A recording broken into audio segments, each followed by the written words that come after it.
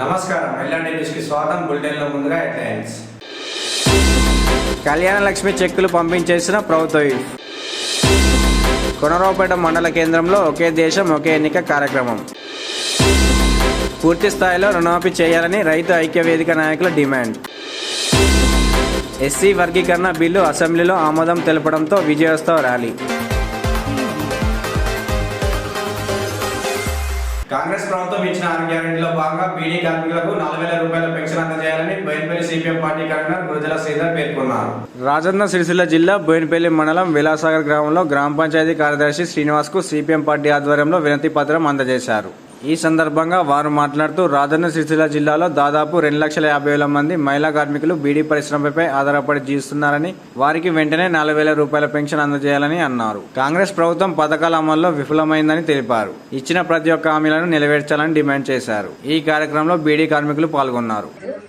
Government మాకు మహిళల గురించి ఏమీ కూడా పట్టించుకుంటలేదు. సంవత్సరం మీద 3 నెలలు అవుతున్నది. ఇప్పటికీ బీడీ కార్మికుల జోలే వస్తలేదు. మహిళా గ్రూపులు అని అంటారు. సిలిండర్ కూడా వస్తలేదు. మాకు ఎలాంటి ప్రభుత్వం నుంచి ఆసరా పింఛన్లు రావడం లేదు. మహిళా 2,500 గురించి కూడా ఇస్తలేరు. మీరు మహిళలకు ఒక 4,000 పింఛని రావాలి. మళ్ళీ రాని వాళ్ళకు కూడా మీరు పింఛన్ ఇవ్వాలని బీడీ కార్మికులందరము దయచేసి కోరుతున్నాం మీ ప్రభుత్వాన్ని. మాకు ఎలాంటి సహకారాలు అందటం లేదు కాబట్టి మేము ఇలాంటి సమ్మెకులు దిగుతున్నాము. దయచేసి ప్రభుత్వము మాకు వచ్చే నెలనన్నా శాంక్షన్ చేయాలని కోరుతున్నాము.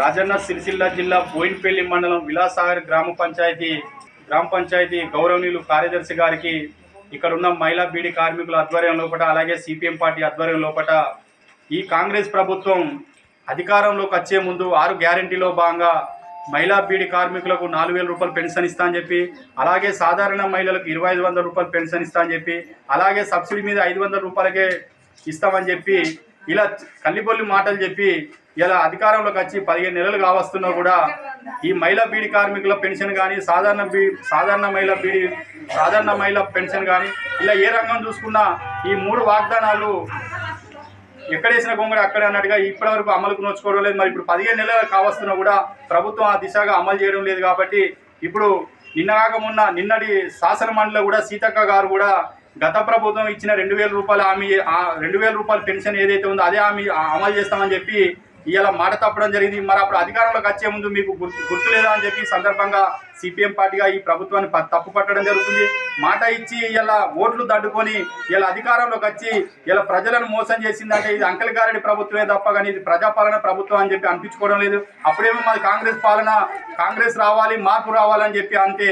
ఇలా కాంగ్రెస్ నమ్మి ఓట్లేస్తే ఇలా నట్టేటే ముంచిన పరిస్థితి కనబడుతుంది. కాబట్టి ఇప్పటికైనా గౌరవ ముఖ్యమంత్రి రేవంత్ రెడ్డి గారు అసెంబ్లీ బడ్జెట్ సమావేశం నడుస్తున్న సందర్భంలో ఈ మహిళా బీడీ కార్మికుల పరిస్థితిని అర్థం చేసుకొని వచ్చే నెల ఏప్రిల్ నెల ఏదైతే ఉందో ఆ నెల నుంచి అమలు చేయాలని చెప్పి ఈ సందర్భంగా జిల్లా సిపిఎం పార్టీ పిలుపులో భాగంగా ఈ గ్రామాలలో గ్రామ పంచాయతీ కార్యదర్శులకు లెటర్ ఇవ్వడం జరుగుతుంది. అందులో భాగంగా మీరు ఈ పెన్షన్ అమలు చేయకపోతే మాత్రం ఈ రాజన్న సిరిసిల్ల జిల్లాలో ఉన్నటువంటి 2,50,000 మంది ఈ బీడీ పరిశ్రమ మీద ఆధారపడి జీవిస్తున్న మహిళా బీడీ కార్మికులు ఎవరైతే ఉన్నారో వాళ్ళందరినీ ఐక్యం చేసుకొని పెద్ద ఎత్తున కలెక్టర్ ఆఫీస్ దగ్గర కూడా పెద్ద ఎత్తున ఆందోళన నిర్వహిస్తా అని చెప్పి ఈ సందర్భంగా ప్రభుత్వాన్ని డిమాండ్ చేయడం జరుగుతుంది. ఈ నెల 24న అసెంబ్లీ ముట్టడిస్తామని రైతు ఐక్య వేదిక నాయకులు పిలుపునిచ్చారు. జగిత్యాల జిల్లా కొడిమేల మండల కేంద్రంలో విలేకరుల సమావేశం ఏర్పాటు చేశారు. ఈ సందర్భంగా రైతు ఐక్య వేదిక నాయకులు మాట్లాడుతూ సీఎం రేవంత్ రెడ్డి అధికారంలోకి రాకముందు 100% రుణమాఫీ చేస్తామని, ఎకరానికి 15,000 రైతు భరోసా అందిస్తామని వాగ్దానాలు చేసి అధికారంలోకి వచ్చిన తర్వాత మాట తప్పాడని అన్నారు. జగిత్యాల జిల్లా వ్యాప్తంగా సుమారు 60,000 మందికి, కొడిమేల మండల వ్యాప్తంగా 1,500 మందికి ఇంతవరకు రుణమాఫీ కాలేదని ఆగ్రహం వ్యక్తం చేశారు. ఈ నెల 20వ తేదీలోపు రుణమాఫీ పూర్తి చేయకుంటే అసెంబ్లీని ముట్టడిస్తామని హెచ్చరించారు. ఎన్నికల ప్రచారంలో 420 తప్పుడు హామీలు ఇచ్చి అధికారంలోకి వచ్చిన రేవంత్ రెడ్డి వెంటనే హామీలు నెరవేర్చాలని డిమాండ్ చేశారు. ఈ కార్యక్రమంలో రైతు ఐక్యవేదిక జిల్లా అధ్యక్షులు పన్నాల తిరుపతి రెడ్డి, ఏలేటి నరసింహారెడ్డి, సురభి సాగర్ రావు, బుచ్చి రాములు, ప్రమోద్ రావు, మల్లారెడ్డి, రామరెడ్డి, రాచకొండ చంద్రమోహన్ తదితరులు పాల్గొన్నారు. ప్రచారాలు చేసుకుంటూ మొత్తం రాష్ట్రం మొత్తం 100% రుణమాఫీ అయిందని అబద్ధాలు చెప్పిండు. దానికి నిరసనగా ఖచ్చితంగా 100% రుణమాఫీ, అదేవిధంగా రైతు భరోసా ఇవ్వాలనే ఉద్దేశంతో 24వ తారీఖు సోమవారం రోజున అసెంబ్లీ ముట్టడి కోసం సమాయత్తం చేయడం కోసం ఈరోజు కొడిమ్యాల మండల కేంద్రంలో జిల్లా రైతు ఐక్యవేదిక తరఫున ప్రెస్ మీట్ పెట్టడం జరిగింది. అదేవిధంగా ఆయన అసెంబ్లీలో ఇంత పచ్చి అబద్ధాలు చెప్తుండు. ఉదాహరణకు తీసుకుంటే ఈ జగిత్యాల జిల్లాలోనే రుణమాఫీ కాని రైతులు 60,000 మంది ఉన్నారు. ఓన్లీ ఒక్క జగిత్యాల జిల్లాలే. మన కొడిమ్యాల మండలాన్ని తీసుకుంటే 1,500 మందికి ఇంతవరకు రుణమాఫీ జరగలేదు. ఇంకా కొంతమందికి ఇంకా ఖాతాలలో పడి రిటర్న్ పోయినాయి. ఇట్లా ఈ విధంగా చూసుకుంటే లక్షల మంది రుణమాఫీ కాని వాళ్ళు ఉన్నారు. తప్పుడు లెక్కలు, అబద్ధపు ప్రచారాలు, మోసపు మాటలు, ఏ విధంగా అయితే ఆ రోజు ఎలక్షన్లలో తప్పుడు అబద్ధాలు ఈ కండు వేసుకొని తిరిగి నేను రైతులకు మేలు చేస్తా, నేను 2 లక్షలు తీసుకొని రుణమాఫీ చేస్తా అని తప్పుడు ప్రచారం 420 హామీలు తప్పుడు హామీలు ఇచ్చి ఏ విధంగా అయితే గండం గట్టెకి సీఎం అయిండో అయినాక కూడా గత 15 నెలలుగా ఇంకా తప్పుడు ప్రచారాలు అబద్ధాలు చెప్పుకుంటూ ప్రజలను మోసగిస్తుండు. కాబట్టి మనం రైతులం ఆ రోజు రైతులు మీకు రైతు భరోసా 15,000 ఇస్తా అన్నాడు, రుణమాఫీ 2 లక్షలు చేస్తా అన్నాడు. అదేవిధంగా అనేక మోసపు మాటలు చెప్పిండు. అవన్నీ చెప్పిండు. ఇక్కడ ఈ నియోజకవర్గంలో కూడా ఇదే మండల కేంద్రంలో కూడా మనకు ఈ ప్రజెంట్ శాసనసభ్యుడు తాను కూడా కన్నీటి పర్యంతం నేను రైతుల కోసం ఏదైనా చేస్తాను ఏడ్చుకొని ఓట్లు తీసుకొని ఇవాళ ఏం చేస్తున్నారు? మన అందరం రైతులందరం ఏకమై ఈ రైతు రుణమాఫీ 100% ప్రతి ఒక్క రైతుకు రుణమాఫీ జరిగే విధంగా, అదేవిధంగా రైతు భరోసా మొన్న చెప్పిర్రు ఈ 31 లోపు అంత ఇస్తా అన్నాడు. ఇంతవరకు 3 ఎకరాలకే దిక్కు లేదు.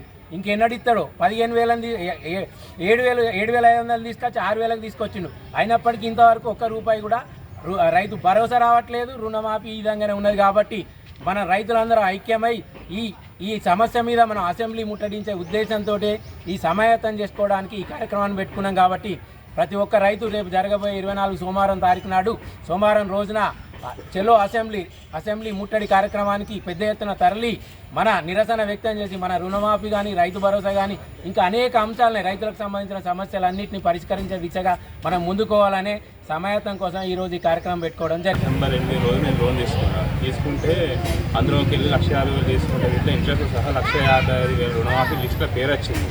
కానీ రుణమాఫీ లిస్టులో పేరు వచ్చింది కానీ అకౌంట్లో డబ్బులు యాడ్ కాలేవు. బ్యాంకు మేనేజర్ని సంప్రదించగా మీది లోను క్లోజ్ అయిపోయింది, లోన్ అకౌంట్ క్లోజ్ అయిపోయింది, దాన్ని తీసుకెళ్ళి మీరు కలెక్టరేట్లో ఇవ్వండి, పిటిషన్ ఇవ్వండి అని చెప్పి బ్యాంక్ మేనేజర్ సార్ ఒక పిటిషన్ పేపర్ ఇవ్వగా దాన్ని పట్టుకపోయి కలెక్టరేట్లోకి పోతాయి. కలెక్టరేట్లో పోతే అది ఆప్షన్ అనేది క్లోజ్ అయిపోయింది, మీకు అగ్రికల్చర్ మేడం దగ్గరికి ఇచ్చేసినాం, మీరు పోయి అగ్రికల్చర్ మేడం ఆఫీసర్ కలవాలి అని చెప్పేసి అన్నాక ఎస్సీ వర్గీకరణ బిల్లు అసెంబ్లీలో ఆమోదం తెలపడం గర్వించదగ్గ విషయమని ఎంఆర్పీఎస్ మండల అధ్యక్షులు తిరుపతి అన్నారు. రాజన్న సిరిసిల్ల జిల్లా గంభీరావుపేట మండల కేంద్రంలో ఎంఆర్పీఎస్ మండల అధ్యక్షులు తిరుపతి ఆధ్వర్యంలో ఎంఆర్పీఎస్ నాయకులు విజయోత్సవ ర్యాలీ నిర్వహించారు. అనంతరం అంబేద్కర్ విగ్రహానికి పూలమాల వేశారు. ఈ సందర్భంగా వారు మాట్లాడుతూ ఎస్సీ వర్గీకరణకు మద్దతు ఇచ్చిన అన్ని రాజకీయ పార్టీలకు, ప్రజా సంఘాలకు, ప్రజాస్వామ్యవాదులకు ప్రత్యేక ధన్యవాదాలు తెలియజేశారు. ఎస్సీ వర్గీకరణ బిల్లుకు మద్దతు తెలిపిన ప్రధాని మోడీ, ముఖ్యమంత్రి రేవంత్ రెడ్డి, అన్ని పార్టీల ఎమ్మెల్యేలకు హృదయపూర్వక కృతజ్ఞతలు తెలుపుతున్నామని అన్నారు. ఈ కార్యక్రమంలో ఎంఆర్పీఎస్ మండల నాయకులు, వివిధ గ్రామాల మాదిగ ఉప కులాల యువకులు పాల్గొన్నారు.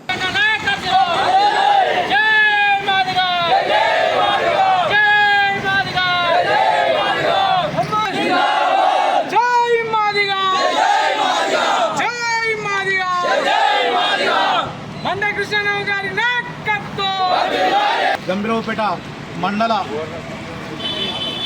మరియు గ్రామాల శాఖల ఆధ్వర్యంలో ఎంఆర్పీఎస్ ఆధ్వర్యంలో ఏదైతే మొన్నటి రోజున ఏబిసిడి వర్గీకరణ తెలంగాణ అసెంబ్లీ సాక్షిగా ఆమోదం తెలిపిందో దానికి మద్దతుగా ఇలా విజయోత్సవ ర్యాలీ ఈ మండల కేంద్రంలో చేయడం జరిగింది. అయితే ఈ విధంగా ఏబిసిడి వర్గీకరణకు మద్దతు ఇచ్చినటువంటి ఏ రాజకీయ పార్టీల వివిధ రాజకీయ పార్టీలకు మరియు ప్రజా సంఘాలకు, ప్రజాస్వామిక వాదులకు 30 ఏళ్ల కళ, దాదాపుగా 70 ఏళ్ల ఆకాంక్ష, 30 ఏళ్ల కళ, 30 ఏళ్ల పోరాటం ఈరోజు సాకారమైనందుకు నిజంగా మాదిగ జాతి, యావత్ భారతదేశంలో ఉన్నటువంటి మాదిగ జాతి గర్వించదగినటువంటి విషయము. అదేవిధంగా ఏబిసిడి వర్గీకరణకు వ్యక్తిగతంగా మద్దతు ఇచ్చినటువంటి, సపోర్ట్ చేసినటువంటి ఈ దేశ ప్రధాని అయినటువంటి నరేంద్ర మోడీ గారికి, ఈ రాష్ట్ర ముఖ్యమంత్రి అయినటువంటి రేవంత్ రెడ్డి గారికి మరియు వివిధ పార్టీల అధ్యక్షులకు, పార్టీ నాయకులకు, ఎమ్మెల్యేలకు అందరికీ కూడా ఈ హృదయపూర్వక నమస్కారాలు తెలియజేస్తున్నాము. అయితే ఈరోజు జరిగినటువంటి ఈ వర్గీకరణ ఏదైతే ఉందో అది వెంటనే అమల్లోకి తీసుకొచ్చి రానున్నటువంటి ఉద్యోగాల ఫలితాలు ఏవైతే ఉన్నాయో దాంట్లో చొరవ తీసుకొని రేవంత్ రెడ్డి గారు చొరవ తీసుకొని ముందు ఈ వెంటనే ఈ యొక్క వర్గీకరణ బిల్లుని పాస్ చేసే విధంగా అమల్లోకి వచ్చే విధంగా ప్రయత్నం చేయాలని సందర్భంగా కోరడం జరుగుతుంది. అదేవిధంగా వివిధ గ్రామాల నుంచి వచ్చినటువంటి ఈ కార్యక్రమానికి వివిధ గ్రామాల నుంచి వచ్చినటువంటి కార్యకర్తలకు, ఎంఆర్పిఎస్ నాయకులకు, మాదిగ బాంధవులకు, సోదరులకు అందరికీ నిజంగా ఈరోజు మాదిగ జాతి ఉద్యమ వందనాలు తెలియజేసుకుంటూ పాదాభివందనాలు తెలియజేసుకుంటూ ఉంటున్నాను. అర్హులైన ప్రతి ఒక్కరూ కళ్యాణ లక్ష్మి పథకాన్ని వినియోగించుకోవాలని ప్రభుత్వ పాద శ్రీనివాస్ అన్నారు. గురువారం రోజున రుద్రంగి మండల కేంద్రంలోని రైతు వేదికలో అర్హులైన లబ్ధిదారులకు కళ్యాణ లక్ష్మి చెక్కులను అందజేశారు. ఈ సందర్భంగా వారు మాట్లాడుతూ కాంగ్రెస్ ప్రభుత్వం అమలు చేసే పథకాలు అర్హులైన ప్రతి ఒక్కరికి అందేలా చర్యలు తీసుకుంటున్నామని అన్నారు. నియోజకవర్గాన్ని అన్ని రంగాల్లో ముందుకు తీసుకెళ్తున్నానని, తమ ప్రభుత్వం ఇచ్చిన మాటకు కట్టుబడి సీఎం రేవంత్ రెడ్డి బీసీలకు రిజర్వేషన్ల పెంపుకు కృషి చేశారని, ఇచ్చిన హామీని నెరవేర్చుకున్నందుకు సంతోషంగా ఉందన్నారు. బీసీ రిజర్వేషన్ బిల్లును ఆమోదించిన వేదికలో నేను భాగస్వామ్యం కావడం నా పూర్వజన్మ సుకృతమని అన్నారు.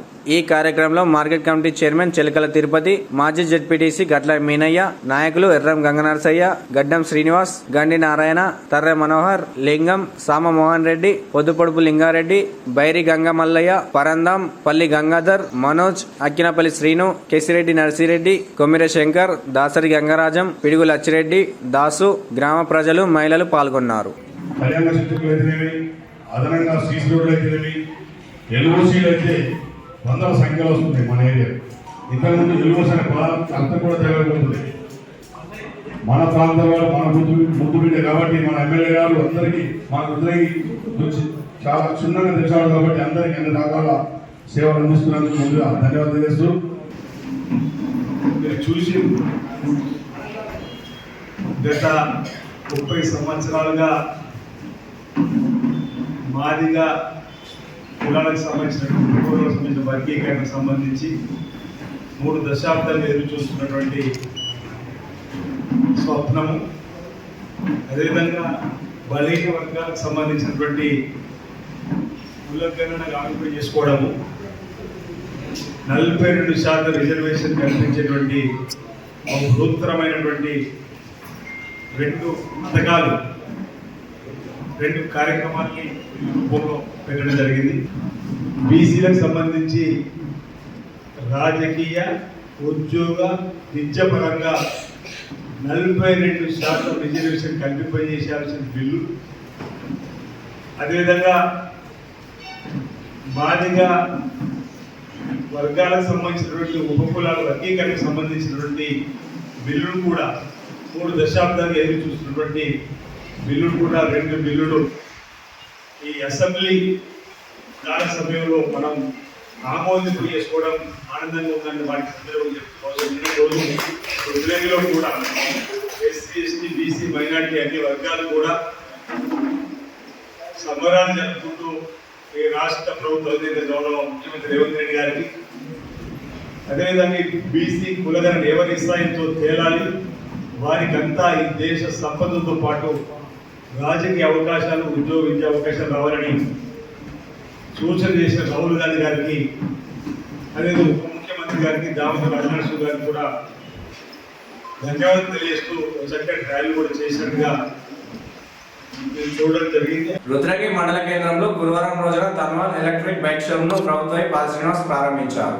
షోరూం యజమాని తర్రలింగం ఎమ్మెల్యేను శాలువాతో సత్కరించి ఘన స్వాగతం పలికారు. ఈ సందర్భంగా ప్రభుత్వ పాద శ్రీనివాస్ మాట్లాడుతూ షోరూం యజమాని తర్రలింగంకు శుభాకాంక్షలు తెలియజేస్తూ ఎలక్ట్రిక్ బైక్ వాహనాలకు సంబంధించి వివరాలు అడిగి తెలుసుకున్నారు. కేంద్ర రాష్ట్ర ప్రభుత్వాలు పర్యావరణ కాలుష్యాన్ని తగ్గించే విధంగా పెట్రోల్, డీజిల్ వాహనాలను నివారించే చర్యలో భాగంగా ఎలక్ట్రిక్ బైక్ షోరూం ను ప్రారంభించడం ఎంతో సంతోషంగా ఉందన్నారు. ఈ కార్యక్రమంలో కాంగ్రెస్ పార్టీ నాయకులు పాల్గొన్నారు.